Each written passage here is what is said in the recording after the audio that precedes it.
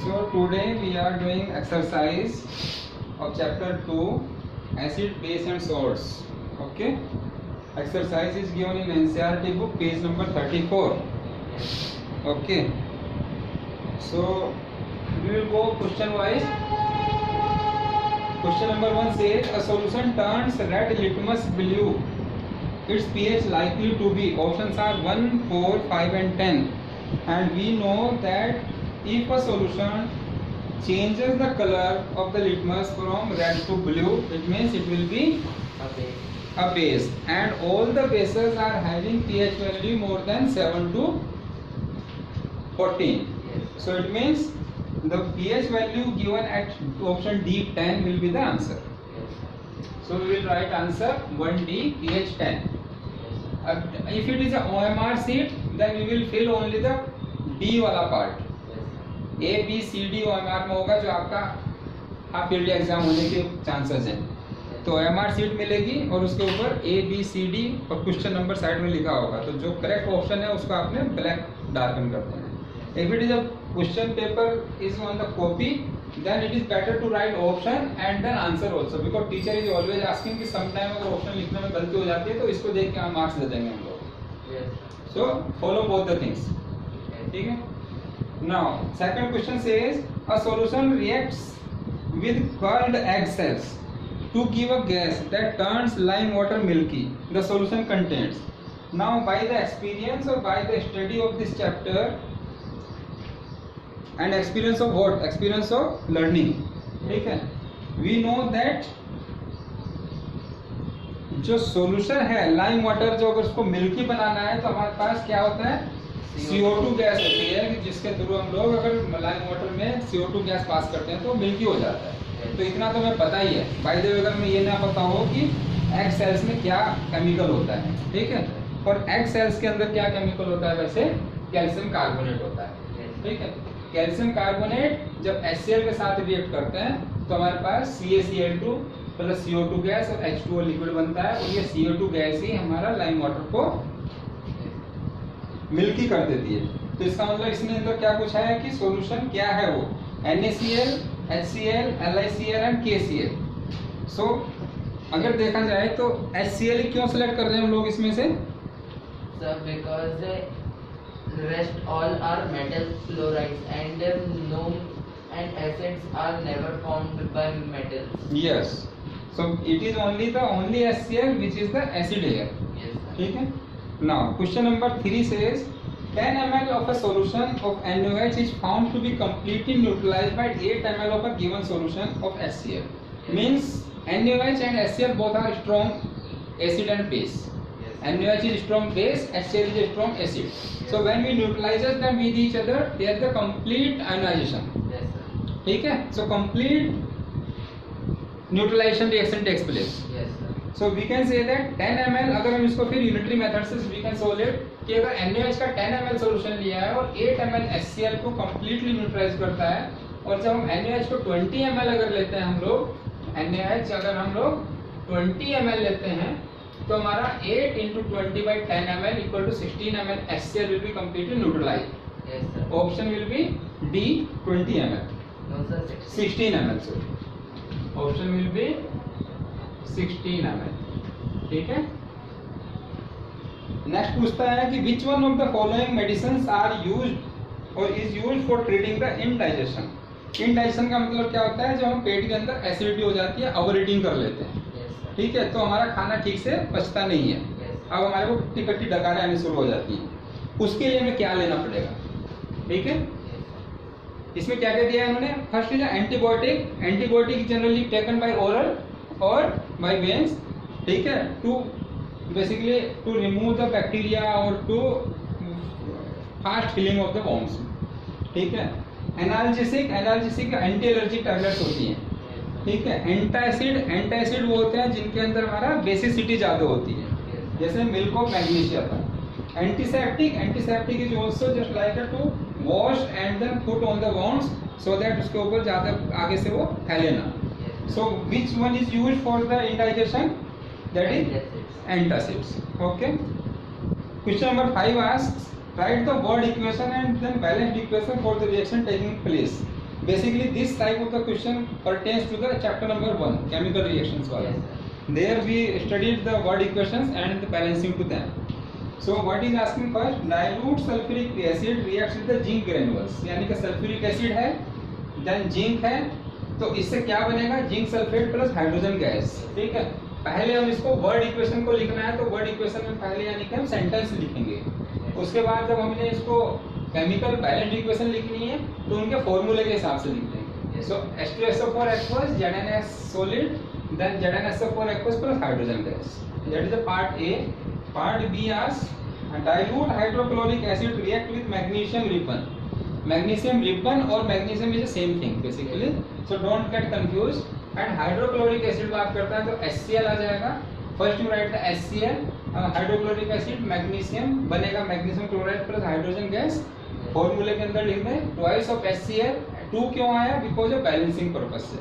ठीक है, otherwise HCl plus MgCl2 पता है मैग्नीशियम क्लोराइड और हाइड्रोजन गैस बनता है. लेकिन हमने इसको बैलेंस इक्वेशन पूछा था, तो बैलेंस करने के लिए हमारे को यहाँ पे we use put 2 here so that hydrogen gas balance. ठीक है, और HCl gas balance. The part 3 is asking C, dilute sulfuric acid reacts with aluminum powder or aluminum solid, whatever you will write here. Sulfuric acid, aluminum powder, aluminum sulfate यानी कि aluminium का acid के साथ एक salt बनेगा. ठीक है, plus hydrogen gas release हो जाएगी. सो 3H2SO4 plus twice of Al2SO4 का होल थ्राइस प्लस 3H2O. ये होल थ्राइस क्यों आया है? You should know that aluminum is having the valency of 3. So and SO4 is having the 2 minus. ठीक है, so to balance it, so aluminium SO4 की negative valency aluminium के साथ लग गई और एल्यूमिनियम की SO4 के साथ आ गई. ठीक है, बेसिकली केमिकल फॉर्मूला जो लिखते हैं उसका एक पैटर्न है. D part is what? D part is saying dilute hydrochloric acid reacts with iron filling. यानी कि आयरन फिलिंग है. आयरन फिलिंग का मतलब आयरन पार्ट्स हैं आपके पास. ठीक है, HCl या आयरन ग्रेनुअल्स हैं.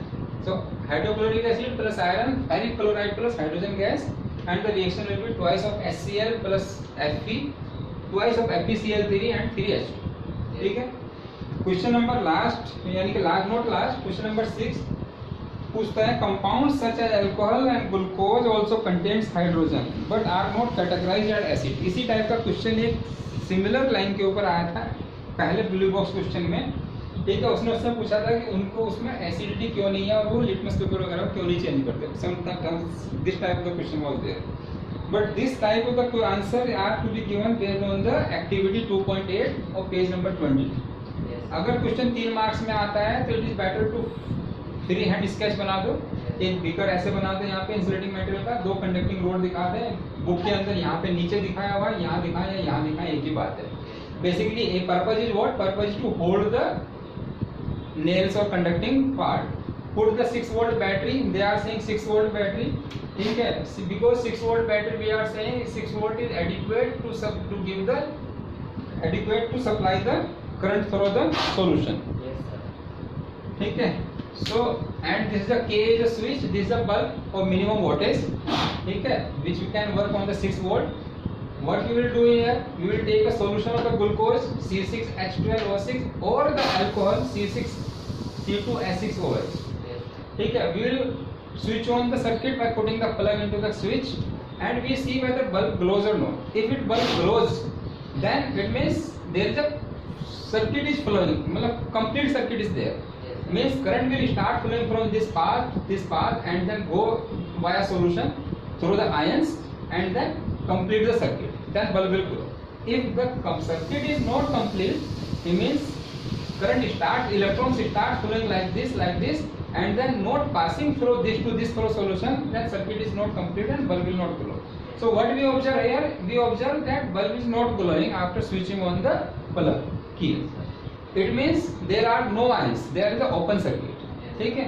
No ions means glucose and alcohol के अंदर हमारे पास आयनाइज करने के लिए आयंस नहीं होते हैं, बिकॉज इसके जो हाइड्रोजन एटम्स हैं वो कोवेलेंट बॉन्ड के साथ बंधे होते हैं और कोवेलेंट बॉन्ड एक स्ट्रॉन्ग बॉन्ड होता है जो जनरली टूटता नहीं है. ठीक है, सो इसके अंदर आयंस ना होने की वजह से बल्ब ग्लो नहीं होगा और जब आयंस नहीं है तो उसको हम एसिडिटी की कैरेक्टरिस्टिक नहीं डाल सकते, बिकॉज एसिड वही होता है जो आयनाइज हो जाता है.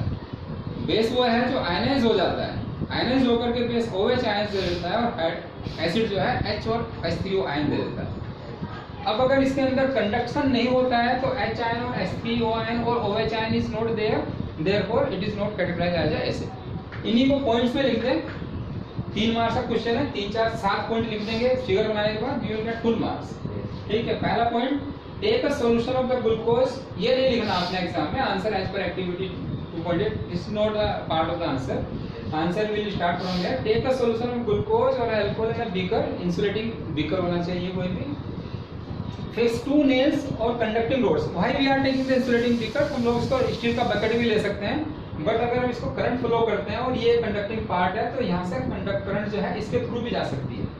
ठीक है, और सम टाइम अगर ये कंडक्टिंग पार्ट बन जाता है, सपोज आयंस इसके अंदर आयंस हो जाते हैं और कोई सॉल्यूशन ऐसा बन जाता है, एसिड ले लिया हमने, तो हमें करंट भी लग सकता है।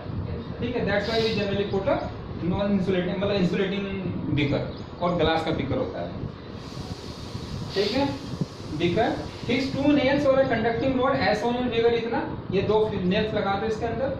Complete the electric circuit by connecting the 6 volt battery and the LED bulb. LED bulb क्यों लिखा है? Because minimum flow of the electrons के ऊपर भी जल जाता है। आजकल 1-1 वोल्ट में भी बल्ब आ रहे हैं। ठीक है, एलईडी बल्ब बहुत कम वोल्टेज के ऊपर भी आपका ग्लो दे देता है।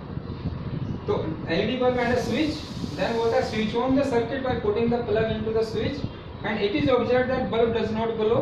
It shows that glucose or alcohol do not analyze and produce H ion or H3 ion or OH ions, which are responsible for conduction of electricity, because these both are organic compound है दोनों, and forms strong covalent bonds. Therefore, their structure do not have free floating electrons for conduction of electricity.